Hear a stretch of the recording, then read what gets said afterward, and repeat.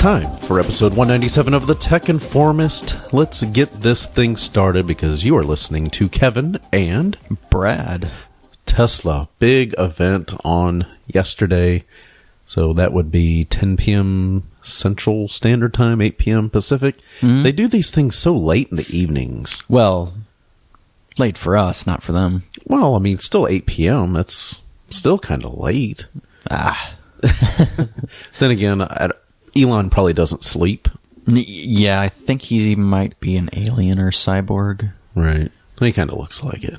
Well, it's funny, when he does these events, I always listen to his mannerisms and how he talks, and he sounds extremely nervous every time he does that, even though he's done 100 of these. But he's so real world that I guess I don't mind it. It's not corporate speak for him. It's Elon being a nerd and just being a little nervous. Yeah. But last night was that was pretty awesome. Very surprising. We knew they were going to show off the semi, but we didn't know they were going to show off that other little four-wheeled vehicle that they ended up showing off. Yeah. That caught a lot of people off guard. But I want to hear more about the semi, because looking at it, wow. If I was in the trucking industry, I'd definitely be taking notice. Oh yeah, especially when compared to, some of the strongest diesel trucks in the industry. I mean, they just don't compare. This thing's power that it puts out is just absurd. In fact, it goes 0 to 60 in 5 seconds, with no load on it, which is faster than my supercharged car, which is hilarious. Yeah. Beyond that, if you fully load it to the legal limit, which is 80,000 pounds, it'll go 0 to 60 in 20 seconds, which for some cars is faster than they can do 0 to 60 without anything. Yeah, so you get 80,000 plus pounds going 0 to 60 in less than 20 seconds. Yeah. That's impressive. And, well, it gets crazier. So I'm sure most of you know what a Bugatti is. The drag coefficient on a Bugatti, how aerodynamic it is 0.38. On the Tesla truck, it is 0.36. And this is a truck. So it has better drag resistance than a Bugatti Veyron. Bugatti Chiron? I don't know how Your guess is as good as mine. Yeah. That is impressive. So one of the things that I like most about this design, because if you look at the interior, it's just single passenger vehicle. Yeah, and looks like just looking at some of the footage, it looked like there was seats that kind of fold down if you had a passenger for any reason. Most of the time you don't.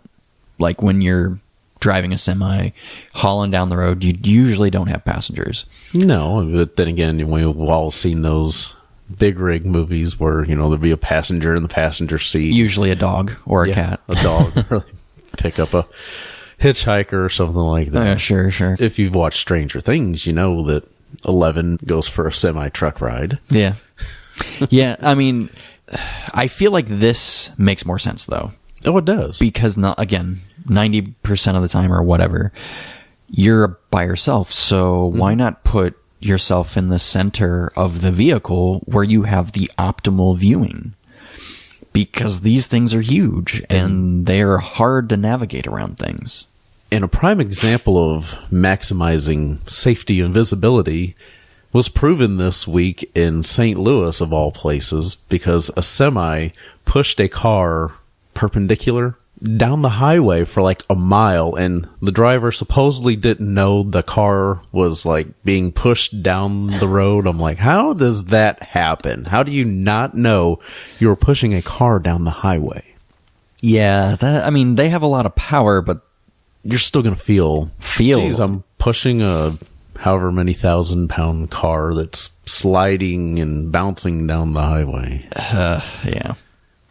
So with this, you're definitely going to be able to see what is going on. Much better than a traditional, because you're not going to have that huge, motor in front of you. That huge long nose. I mean, honestly, the nose kind of reminds me of the Model 3 a little bit because it's like flat. It's supposed to be aerodynamic. Mm-hmm.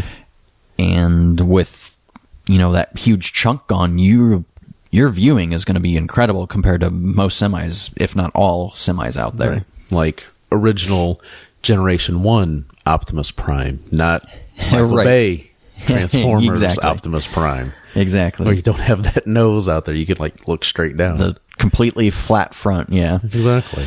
But what was another interesting safety feature that they added was apparently, how when semis get in accidents, sometimes they jackknife. I mean, that's a really scary situation. It is, yeah. Apparently, it is near, if not impossible, to jackknife in the Tesla because it has 4 independent motors, so it will adjust accordingly if that begins to occur. That's like a truck driver's worst nightmare, and that's solved. We've all seen those videos on YouTube at how well it senses these accidents and just stops in plenty of time. Mm-hmm. So you can imagine, when you got 80,000 pounds going down the highway, and if it can do that and still do it safely, like they say, it's definitely going to reduce a lot of traffic incidents. Yeah. Semis are some of the most dangerous vehicles to drive near. Mm-hmm. I don't like driving near them. I always speed up, fly past them, get around them, and stuff like that. I'm not going to get pinned in next to one. Yeah, or 2 or 3. Yeah, it drives me up the wall when I'm traveling long distances. They had also created a new type of glass that they're going to be making for it, and it's the armored glass from Tesla. And jokingly, Elon said that it would survive a nuclear blast, and if it doesn't, you'll get your money back. Wow. Okay. I'm sure that was a joke, clearly, but to a degree, it was a joke. But I think there is some validity to it because, as we know, Elon is very much a hands-on kind of guy. So, I mean, they show one of the little hitch hitting the windshield of a regular glass and then of the armored glass. I mean, it doesn't do anything to the armored glass. It shatters the regular glass. So that the statistic he gave out was about once a year, a semi-truck needs to replace glass because it's such a huge pane of glass that, I mean, they hit all kinds of things all the time, especially all the miles they drive. Oh, yeah. So it only makes sense to armor that up and make that stronger. And, well, they did that in the Tesla Semi. Do we know how much this thing is going to cost? I see you can put a $5,000 deposit down on it. I don't think they gave out numbers for that. I would imagine that it would be on par with today's semis, if not maybe a little cheaper, because he said even buying it outright, day one, it's going to be cheaper than buying a diesel truck. I know based on their estimates, they figure that you will be able to save approximately $200,000 on fuel alone over the course of 1 million miles. And they guarantee the truck's motors for 1 million miles, which is insane. No car manufacturer does that. So motor-wise, so there's 4 motors on there, one each controlling the 4 rear wheels. It looks like it doesn't have mirrors, that your mirrors are the screens or cameras on the screens. Well, looking at like a front profile, it does look like there's 2 small mirrors, one on each side. But I mean, they look really little compared to the mirrors that we're used to seeing. Oh, those are sensors for adjusting the back half of the cab, which makes it more aerodynamic. Oh, okay. Again, this blew away, I think, expectations that I initially had for it. Because I thought, okay, he'll probably, hit 300 miles. No. He hit 500 miles, worst case scenario. Right.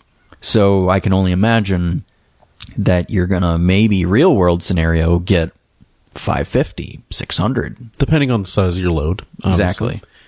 And you can charge up to 400 miles in approximately 30 minutes. That's pretty awesome. Yeah. Considering, I think it says, 15 minutes to fully fuel up a semi-truck approximately? Exactly. So most truckers are used to waiting around for that.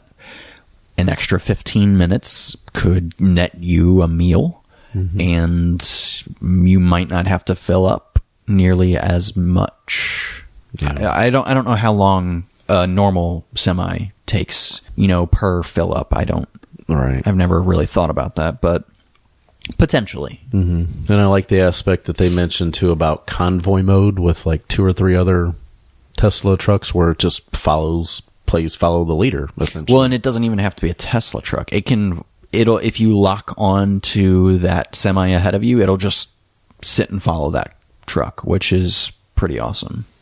Wow.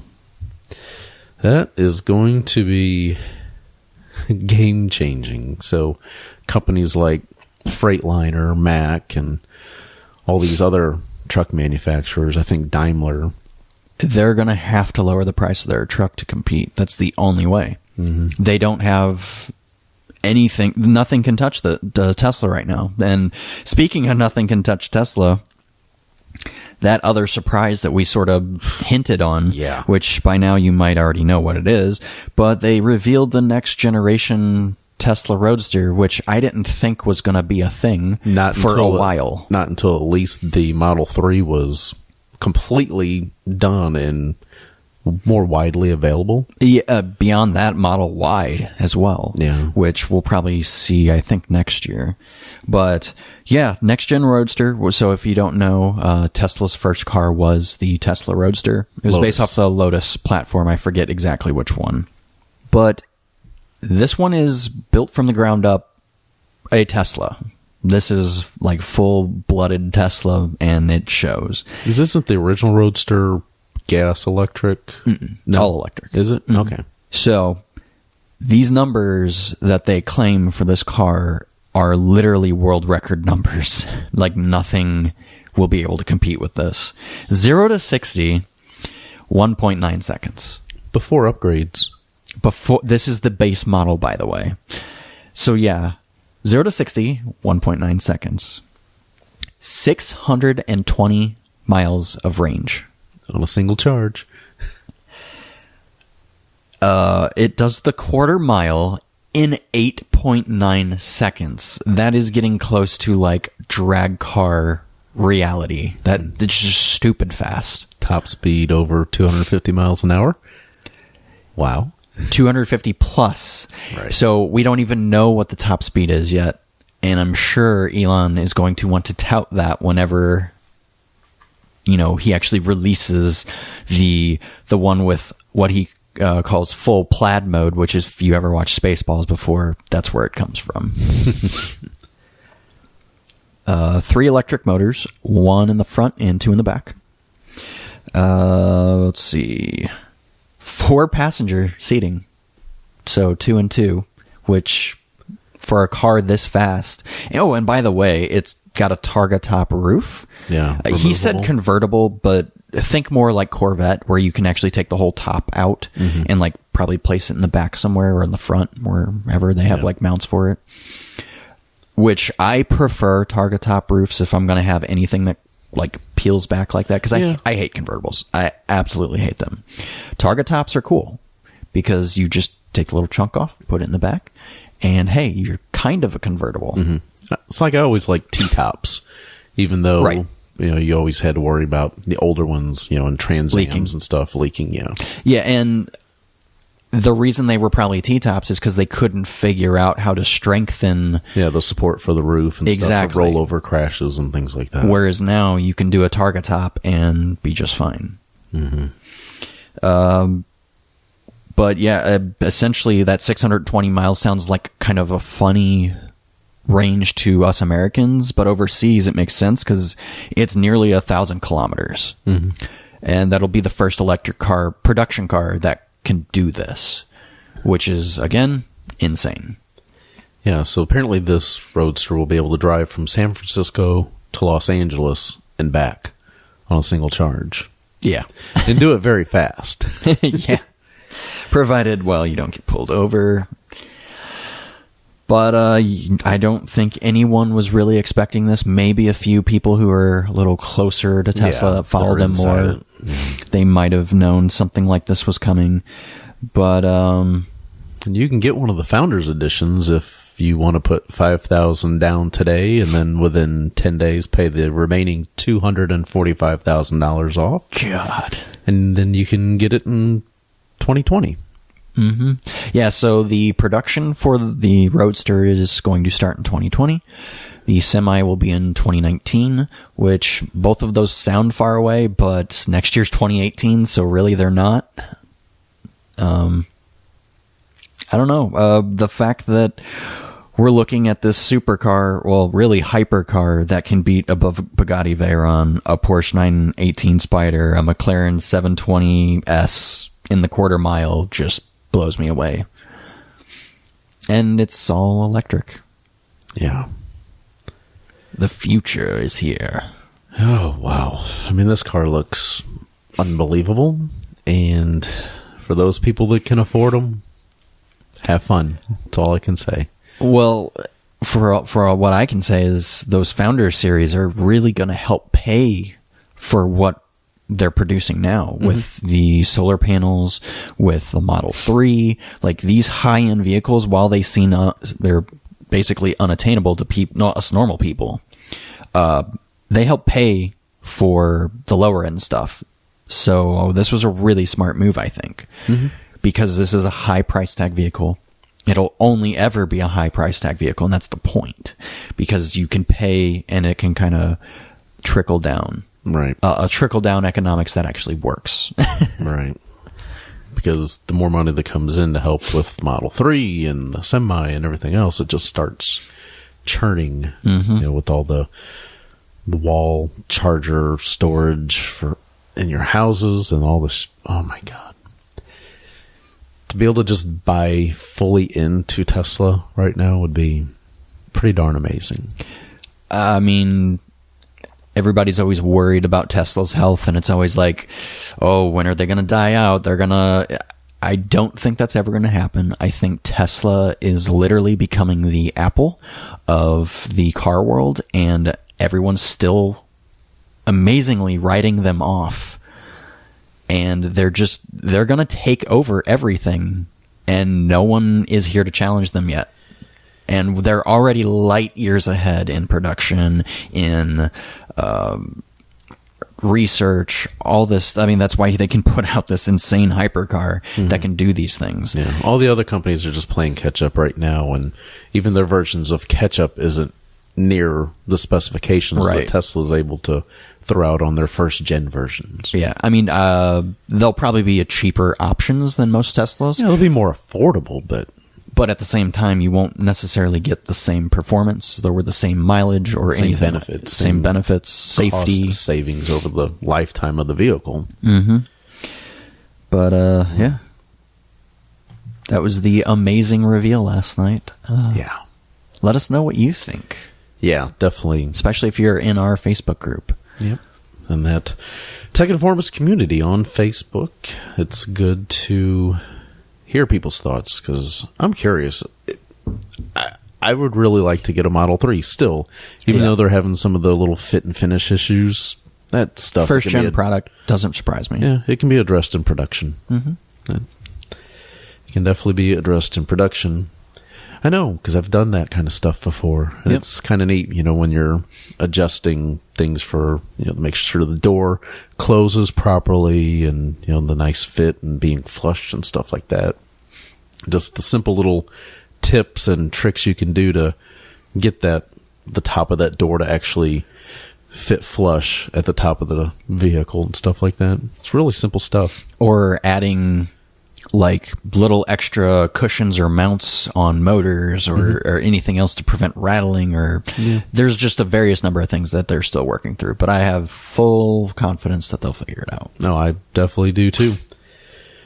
Another little issue that kind of affected St. Louis and a number of other cities around the United States. So 10 locations in all. TechShop Now, there's one in St. Louis. Well, was one. It is now closed. Is this like a co-working space? It's not necessarily a co-working space. It worked by members could pay like a monthly fee, and they could have access to come in and essentially create whatever they want to. You know, you have all the woodworking equipment, all the sheet metal, all 3D printer stuff. You could build almost essentially anything you wanted in there. That's pretty cool. Yeah, it was. But apparently their business model wasn't too sound for the United States, because there was just a sudden decision earlier this week to shut down and file for, I believe it's Chapter 7 bankruptcy. The ones around the rest of the globe are not affected by this because they're all owned by overseas licensees. It's kind of like two separate entities in a way. Gotcha. The St. Louis location, I think it's only been a year to 2 years at most that has been in operation. And I guess it just wasn't getting enough people coming in there. I don't know. Makes really no sense to me, but yeah, it's a shame because there were some really great things. I just don't think that they really advertised here in St. Louis. I'd never seen commercials or anything for it. I knew about it because, well, what I do and what I'm involved in here in St. Louis. Yeah. But I don't think the average person knew that something like that actually existed. I don't know. It's a shame. You know, they had like classes and stuff like that where you come in and learn different things, and I don't know. It's really a shame that this is not going to work. Another thing that wasn't working this week was AT&T's network. So the mobile network, it kind of showed us all how we have a reliance on our mobile devices when you can't make or receive phone calls. And it wasn't just like an iPhone thing. It was like all across the board with their cellular network. Did you notice any I didn't. I don't really make and receive a whole ton of calls. Yeah, I don't either. I mean, I might text some people or Facebook message people. But you can do that over Wi-Fi. Right. And I believe Wi-Fi calling was still working, but you know, whomever you were trying to call or reach, well, if they were not on their Wi-Fi, they probably weren't going to receive or be able to make a call themselves. Yeah. So the tech support options, they were telling you, well, you can either try putting it in airplane mode and then taking it back off, or restarting your phone. So maybe update carrier services. Because I do notice sometimes, mostly it's on Android, where you got to update the carrier services app on the Google Play Store. That'll have an update from time to time. It's kind of the same thing with iPhone, even though it doesn't show like a separate app. It does that from time to time. But it is what it is. I think everything is back up and going. I mean, AT&T acknowledged that it was an issue. They were aware of it. And I presume it's all taken care of because I was able to make phone calls and receive them yesterday.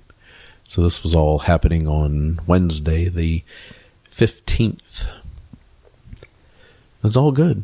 I don't know if anybody else out there really was affected by it. I just know a lot of people in the St. Louis area were affected, but I know it was also a kind of a nationwide issue in different areas. It kind of makes you wonder, well, how does something like this just happen? Yeah. Is it trying to roll out some kind of an update and it breaks something? Right. And in that instance, you roll back, roll back, get everything back up and going, and then we'll worry about the update and the patch later. Speaking of updates, iOS released another update for Apple's iPhones and stuff like that. So again, just like last week, another iOS update, I believe. So this is like 11.1.2. It was a very small one that's more geared towards helping out with the iPhone X, iPhone 10, whatever you want to refer to it as. Supposed to be the 10. Yeah. Something to do with the display losing some of its touch responsiveness in colder temperatures. And also something else again. I'm not sure how... I think something to do with Bluetooth. I don't know how a software update would fix that, but I guess... Something to do with the LED display. Yeah. So obviously this is Apple's first OLED display. I mean, if you can nail an OLED display on anything, it's awesome. But I mean, getting there. I mean, it's clear that we haven't used them a ton in consumer products because we've had a lot of, let's say, issues with OLED screens over the various number of phones that have come out this year with OLEDs, except I haven't heard much from the V30 having issues. No, that's the one phone out of the three main ones that have come out with an OLED display that I can think of. That hasn't had issues. Yeah, nothing like the Pixel lines or the iPhone 10. Yeah, so I don't know. Maybe it's just because LG's been messing with OLEDs for so long already. Who knows? But then again, I mean, it's LG's display on the Pixels. Their display, not their fine-tuning of software and such. Right. So, yeah, that's kind of interesting. Well, as we know, Black Friday and all that is coming up, and people are going to be giving gifts because, well, hey, Christmas is upon us in just over a month. Isn't that something? Because next week's Thanksgiving. It's crazy. I know. Doesn't feel like it. Right. Still feel like we're in October.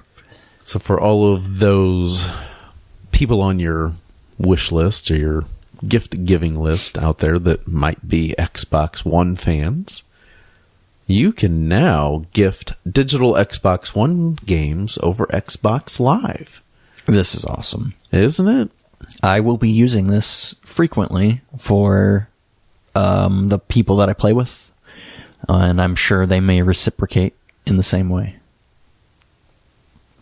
But I don't know, the whole going to the store, buying a physical disc, putting it in, and then needing the Switch discs I'm over that.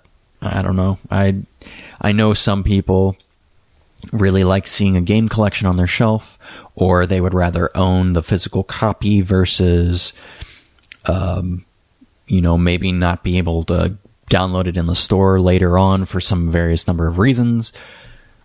But I just prefer digital. Mm-hmm. I love it. Oh, it's so much nicer. Yep. And if I don't have to worry about a disc breaking, I can download it as many times as I need to. Mm-hmm. It's great.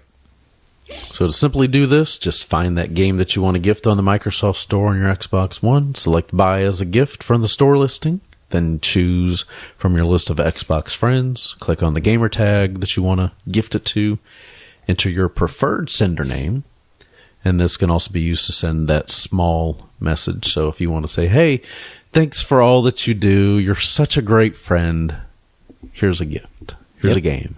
Hope you like it. And if they happen to have that game, it just basically turns into Microsoft credit. Right. Which they can then in turn use to purchase something that either they don't already have or something that they would just prefer. Chances are, though, I would imagine that if you're pretty good friends with them, you already know what games they do and don't. You've got an idea of what they got. But it is a good... Like, it wasn't an oversight. They thought about it like, oh, what if they already have this game? Let's give them credit. That makes sense to me. Yeah. So hopefully there will be a lot of people out there that, a great gift idea is Cuphead. I mean, $20 for those people that don't have it. Not too shabby. Yep. There's a lot of great games out there. Yeah, and I would imagine there will be some kind of Black Friday sale coming up pretty soon.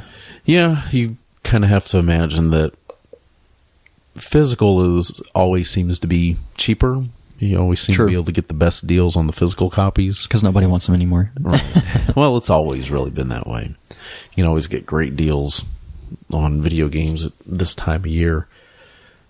But, because I think you'll be able to get, Call of Duty World War II for like $50 or $40, something like that, physical. So, to be able to get that on sale digitally would be even better. Yep. Speaking of video games, EA has reversed their course currently, so this might just be like a temporary thing, on the controversial Star Wars Battlefront 2 loot box. Because people were pretty much looking at these loot boxes as a way to pay to win, that people could just buy their way to leveling up faster. And that's kind of always one of these things in situations. We'll use Transformers Earth Wars as a prime example of that.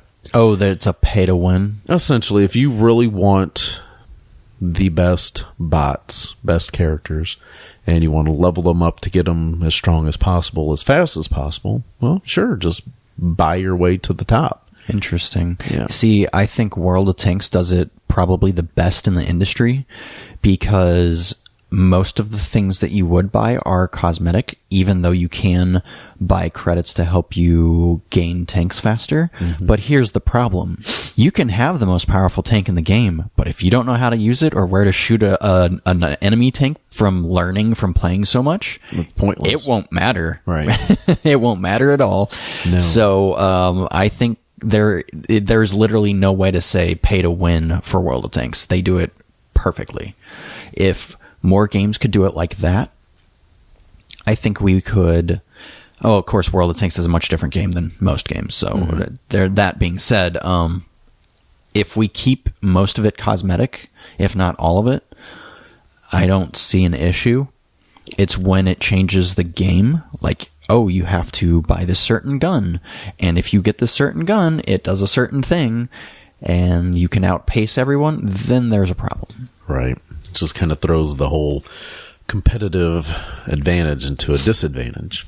I think Overwatch is another good example of, the loot boxes working correctly. Mm-hmm. Yeah, so with Star Wars having such a broad appeal to so many different kinds of gamers, myself, who I still consider myself a casual gamer because I'm not very good at the EA Battlefront, Battlefield style games. Oh, I'm terrible. I'm horrible. It would make me even that much more frustrated because you got all these people that are, one, already better than me just by skill level, just totally destroy me because they'll have all the higher power weapons and everything else. So they are temporarily removing the ability to purchase these crystals because the game was previously designed so the players could spend real money on crystals to buy randomized bundles of the in-game items, which the acquisition would be tied to earning credits, which is another virtual currency that could be used to unlock characters. But people just did not like this in the beta testing and all this other stuff. Well, yeah, because in order to unlock one, let's say Darth Vader or Luke Skywalker, right? To play without paying, it would have took you near 40 hours to unlock one of those characters. Mm-hmm. And it was like 60,000 credits or something silly. Mm-hmm. And I think they cut that down to like a fourth of what it was. Oh yeah, you could just get it in just a handful of hours if you wanted to pay to get those things to get the credits. Or you could do that, which again, randomize, and there still might be something there about that could link people to gambling. I don't know. It's still a little untested. I think we'll find out in a number of years whether or not games will be allowed to do this still, because again, it still feels like it's a gamble whether or not you're getting the thing you want. The market is really going to decide. That's another thing with the Transformers Earth Wars. People have complained about Space Ape and the randomization of, whenever you get your crystals, anywhere from, the free, the premium, or then you get the 2, 3, and 4 star. Well, there's also 5-star bots now that, you get so many duplicates whenever the crystal goes through the space bridge, and hey, cool, I got a duplicate. Yes, of a 4-star, and I've only got 2 4-stars, just for example. And geez, out of those 2 out of 50 bots that are available, I got another duplicate, which is so stupid. Working as intended. Right. To get you to buy more crystals and so on. It's just a cash grab, and not a big fan of that. No. So, but I am still a fan of Battlefront 2. I still want the game. Because, well, it looks beautiful. It looks gorgeous. So, I still want it, and I probably, not sure when I will pick it up, but I'm sure I will definitely pick it up. Hopefully by the end of the calendar year. It's not really on my radar right now, just because I bought the first one and I barely played, if at all, actually, with anyone. So I'm like, I don't want to make the same mistake again. I'd rather put that money towards like Shadow of War or Assassin's Creed Origins or something else. That you know you're really going to be playing. I mean, maybe pick it up a little bit later when it is regularly on sale. Yep, that's probably what's going to happen. I'll see it on a nice sale because, well, this whole controversy's kind of tarnished the game already, and it just came out, well, yesterday. Right. So, or today. I don't know. It's fine. It came out yesterday because I was at Walmart and I could have bought it. Yeah.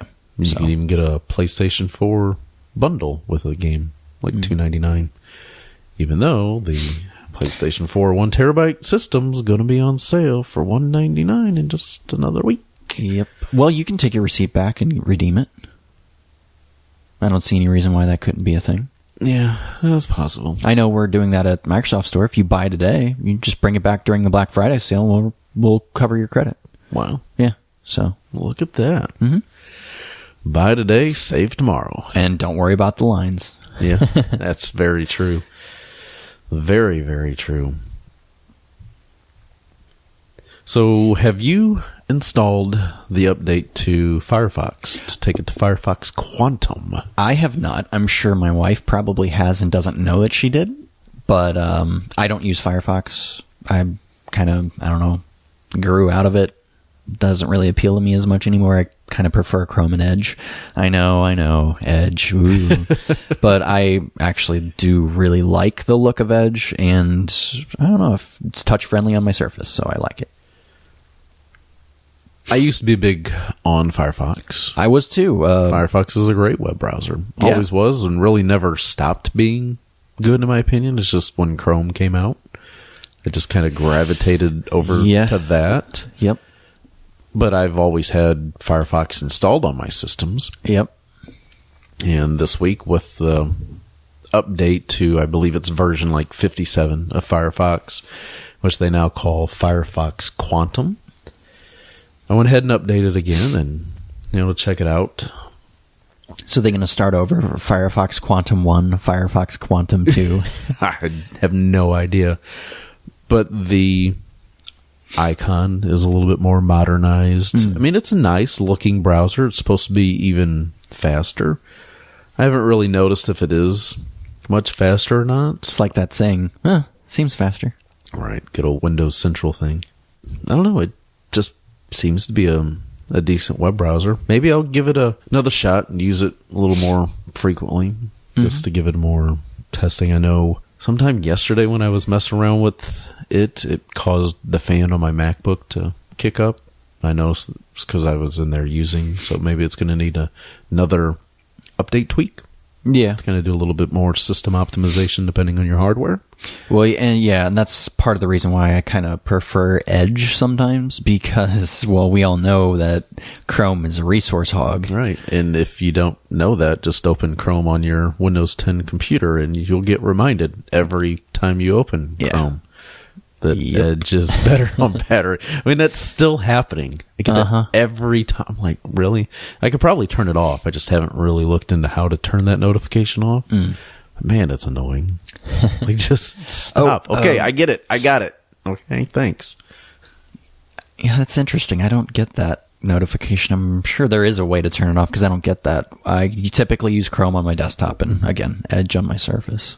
So if anybody wants to use Firefox, then yeah, it's available. And by default now, Firefox is now using Google as its search engine because they've decided to just stop doing the stuff with Yahoo. Probably a good call, honestly. There's nothing left for Yahoo. They still have email clients. Every time I hear somebody with an email of Yahoo, I'm like, what are you doing? You're fantasy football. Are you waiting to get hacked? Like, do you want your email? Don't use it, folks. Yeah. It's not safe. The only reason why I have Yahoo email addresses is because of fantasy sports. That's inevitably, though, that's going to move to Gmail or something else because no one's going to. If they didn't have the fantasy league, they would have nothing other Pretty than. Much, yeah. Probably a much, much older generation who still prefers Yahoo, which, again... No, the older generation still has AOL email addresses. Because you don't have to have email, internet. I've seen more Yahoo roll through the store. Oh, yeah. I don't doubt that at all. Or SBC Global. That's, my wife actually still uses her SBC Global one. I'm like, why don't you use your Gmail? Because I don't want to have to switch everybody over. I'm like, what's the big whoop?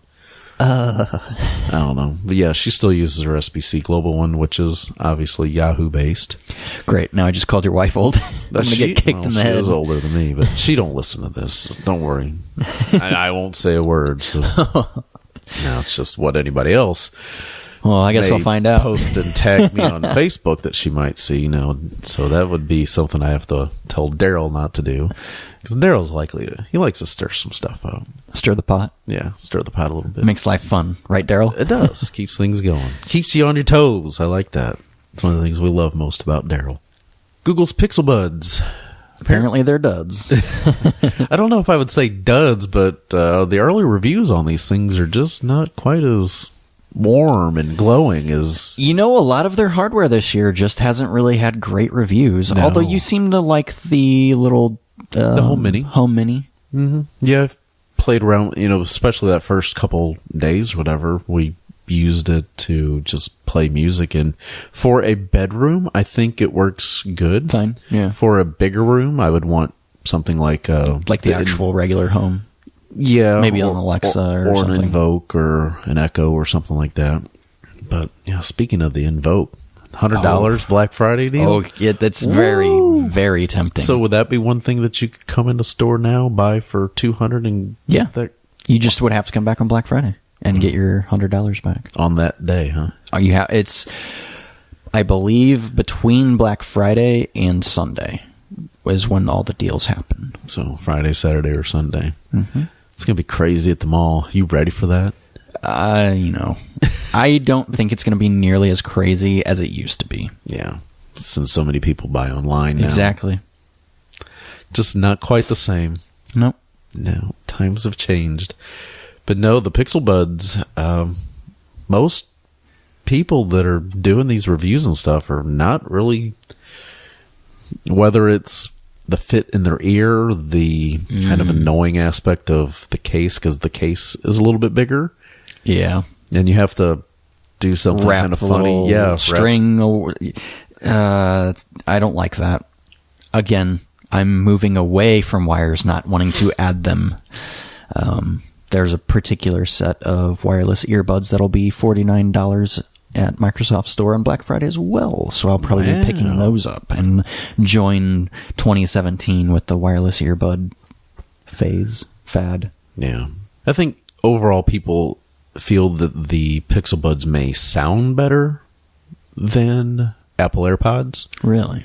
I mean, I don't know because I haven't tested out the Pixel Buds. True. But, I mean, you like yours quite a bit. I have no problem with my AirPods because I'm not like a big audiophile, so I guess I don't know what good audio sounds like except from my 2015 experience at CES with those Sony headphones with the DAC and that little oh my god, that was with the built-in DAC.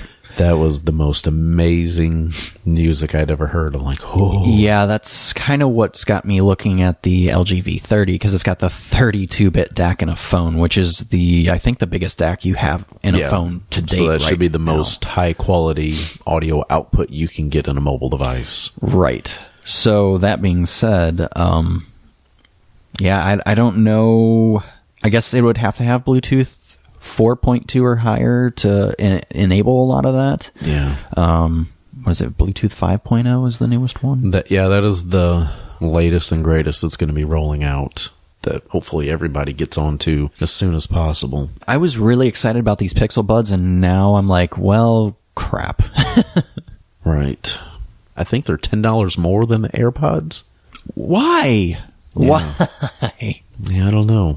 I mean, the translation thing sounded really cool, but from what I've heard and seen so far, I mean, this could all be changed, within a couple weeks, but from what I've heard and seen so far, it's not really that accurate. I mean, it's relatively accurate, but I don't know. So I've had my AirPods now for 2 weeks. Is it 2 weeks or 3 weeks as of today? Man, time flies. I don't know. But I've only had to charge the case once. Right. That's and I probably use these every day, not for like a long period of time, but I mean, I've even got to the point where, and I said that I wasn't going to do this whenever I got them. I'll just put one in and lay down and kick on an audiobook and fall asleep. Sometimes it'll fall out, but I know it's just right there in the bed. So then whenever, because I'm not going to start the audiobook and go back to sleep, I just put it in a little case and set it back on my nightstand and let it charge back up. Because I don't really roll around a whole lot when I sleep. One time I woke up and it was still in my ear. I'm like, well, cool. Because I hadn't really moved. I was still on the same side. Yeah.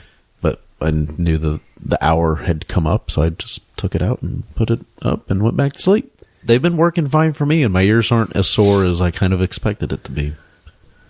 So yeah, I guess I'll see if I go ahead and decide to grab these new buds from work. Yeah, the ones you're talking about. Mm-hmm. Yeah, if you do, let me know how they go, because I'm curious to see. Yeah, indeed. I don't know if I've let you listen to these AirPods yet or not. Maybe I'll have to do that before we leave. Speaking of sound, just as we're on the topic, there is a setting in your Xbox now for Windows Sonic and Dolby Audio or Digital Atmos. You can change those because some games support spatial audio. One of those games being Gears of War 4. So obviously I had to go try it out. I don't know if it's my headset or what, but it wasn't working great for me. So to preface this, those things I would imagine are compressed audio, whereas the uncompressed, just regular 2.1, stereo are not compressed.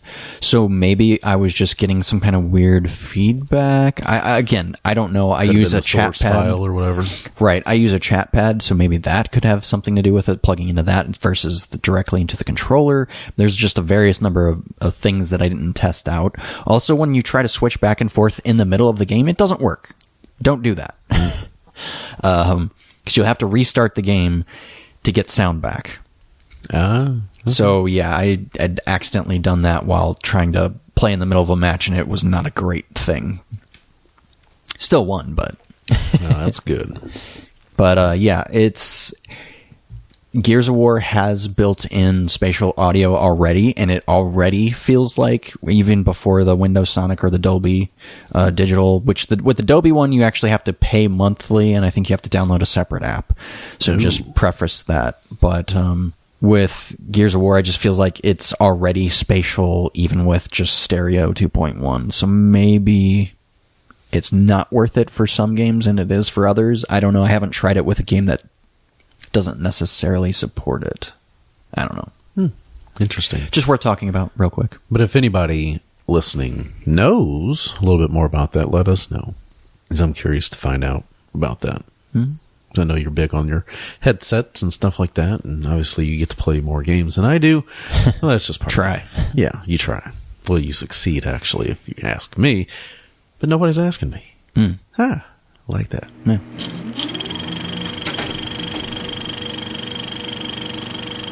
So I'm not sure if this actually falls into our app entertainment and hardware pick segment, but I put it in there anyway. So that's where we're at. And we mentioned a few weeks ago that GameStop was going to roll out an unlimited used game rental subscription, but apparently GameStop has already decided to temporarily, indefinitely shelve it. I don't know. I don't think they know. This is interesting anymore. Because the deal as it sat sounded like a pretty dang good deal, because not only could you unlimitedly rent used games for like 6 months, the very last of the 6 months you get to keep the game.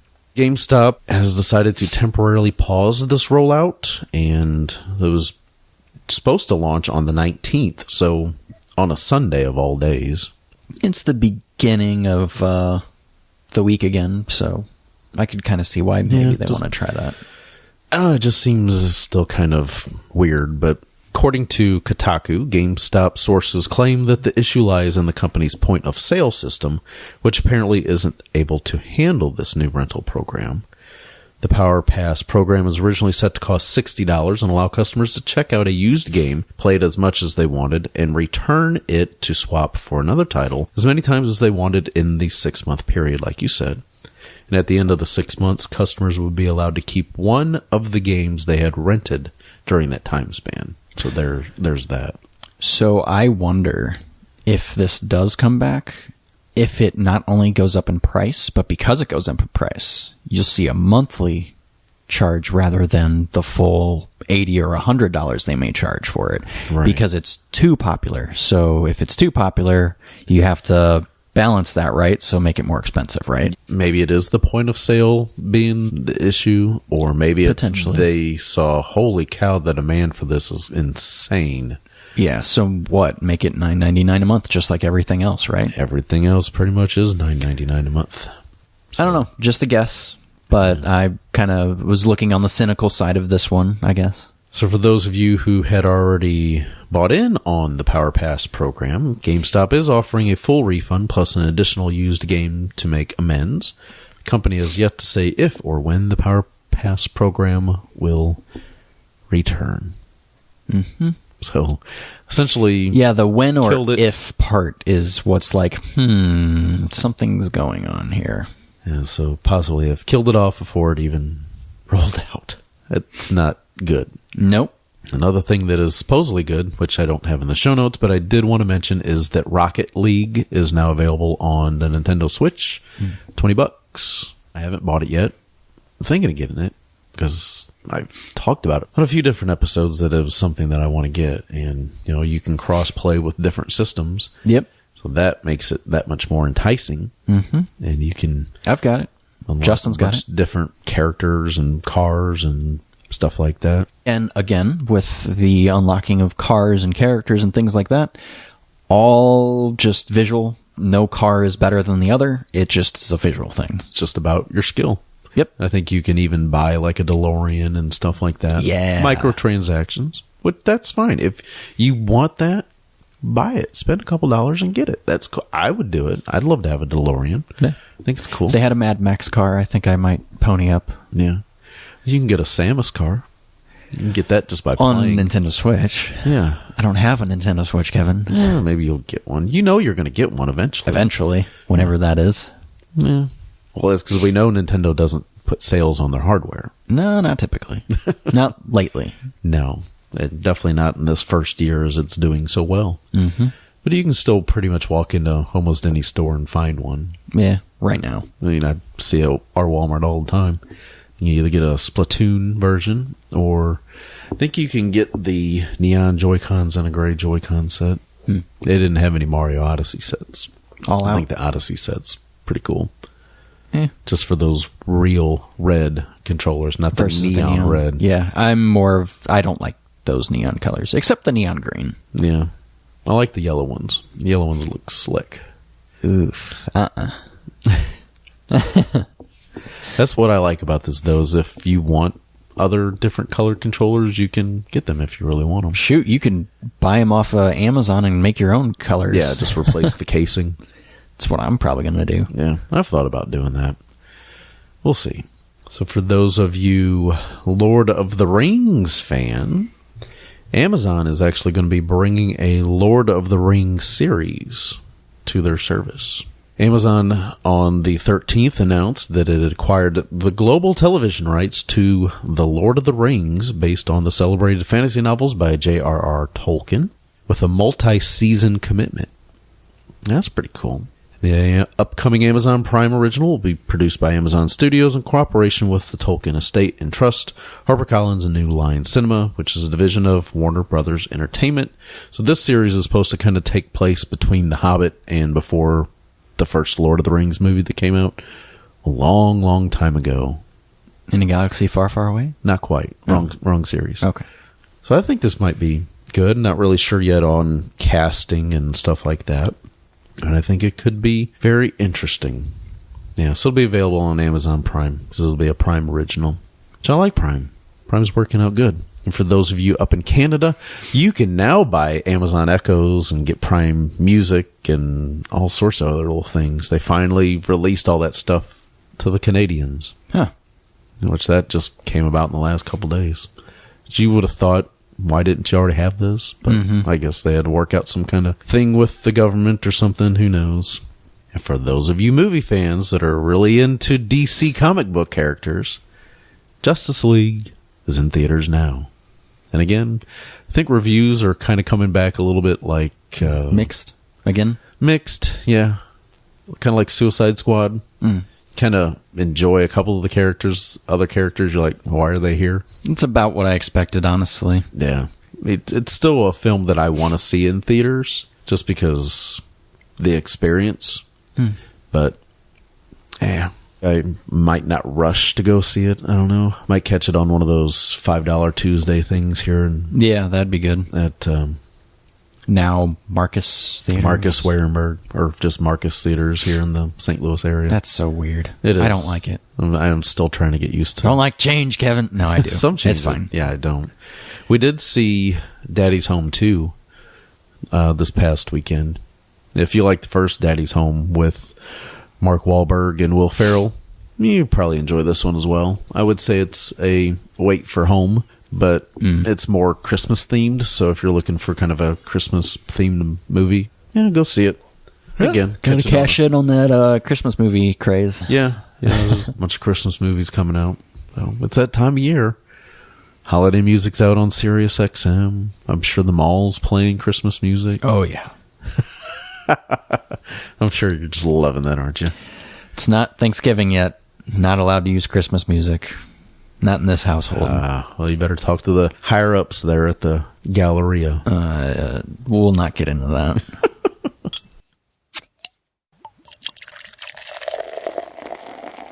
All right, it's time for this week's beer pick of the week from Mr. Brad. So I went local again this week. Uh-oh. I had this while one of my friends had come into town for my sister's wedding. And it is Zalige, I believe it's pronounced, by Four Hands Brewing. It's 7.5 ABV, so it's kind of a little bit heavy. No IBUs, but essentially it is a Moroccan coffee stout. So Moroccan coffee, kind of think, like your kind of normal coffee stouts and such, but with like a really nice hint of cinnamon. It's very good. It's probably one of the better coffee stouts I have had in quite some time, which is why I had to add that. And for some reason, it's because I'm not logged in. I was like, I have had this beer. Don't lie to me. I believe I gave it a 4.5. Yeah, 4.5. It was very fantastic. It's really nice chocolatey notes with your roasty from the coffee, and then you get that back end of the cinnamon. It's great. Sounds like it. I bet it does taste good. Yummy. I also did, by a chance, happen to catch Stone's Delicious IPA this week, finally, on draft, nonetheless. On draft? Where at? Weber Grill in the mall. Okay. So I was kind of seeing what they had on tap, and I saw it right across the bar. I'm like, oh, I'll have one of those. I haven't had that yet. Yep. So what'd you think? The best gluten-free beer I've ever had. That you know of. True. I mean, you really wouldn't think it was gluten-free. No. But, yeah, it's enjoyable. I had one last night. Yeah, I had actually a lot of IPAs this week, two of which last night were really good at second shift. They were doing a new release on one of their East Coast IPAs, and they were giving away tiki glasses. Well, I wanted to get there as early as possible, and I had an event to go to, and, well, I didn't get there till 8, and they ran out at 6, right? Turns out somebody forgot their glass, washed it up, and they're like, well, we have one left. I'm like, I'll take it. Right, because I can wash it again at home. So I got the little tiki glass. They had already pre-washed it, so they poured the East Coast IPA into that. Okay. Because it's supposed to be more of that kind of tiki, tropical-y kind of flavors to it. It's nice. And then I also had a beer called the Butt Dial, which was really good. That sounds different. Yeah. Huh. Very interesting. But that's probably the closest brewery to me is Second Shift. Okay. Like 0.8 miles or something. Nice. Yeah. Well, I would say that does it for this week. Next week is Thanksgiving week, of course, so we'll probably push out the episode earlier. I don't know. We'll have to see what our schedules look like and just go from there. Mm-hmm. We'll figure it out.